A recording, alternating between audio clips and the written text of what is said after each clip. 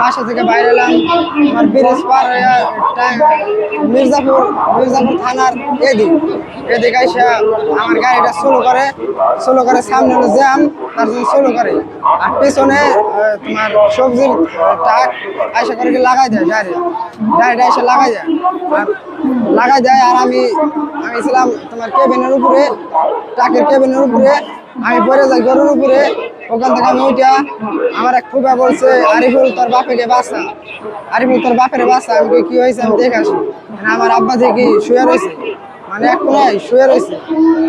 আমি তুললাম একা একা, তুলে দেখি কি আব্বা কথা বলতে পারে না, মানে এখানে আব্বাও করে বলতে পারতেছে না।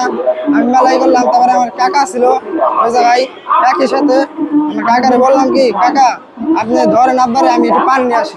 তারপরে আমি গাড়িতে লাফ দেওয়া এক ট্রাকে ড্রাইভারে গেলাম ভাই। দেশ জুড়ে তোলপা ওয়ালটন ফ্রিজ কিনে আপনিও হয়ে যেতে পারেন মিলেনিয়ার।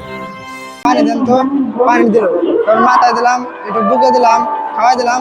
এমনি বুকের খাসা হলো ভাঙ্গা। তারপরে আর জান নাই। হ্যাঁ, আমার এই যে হাতে এই লোক আসছিল, ওই লোক নিয়ে গেল। আর প্রশাসন গেছিল, গেলে তোমার ট্রিপল লাইনে ফোন দিছিল, ফোন দেয়া তারপরে প্রশাসন এসে নিয়ে গেল। তোমার কি হসপিটালে নিয়ে গেল, দেখলো জীবিত আছে নাকি, জীবিত নাইকা। তাই গেলে থানায় নিয়ে গেল। থানায় নিয়ে আমার যে দুলাভাই আসছিল, এই ঢাকায় চাকরি করতো, আমার দুলাভাই আর বোন আইলো।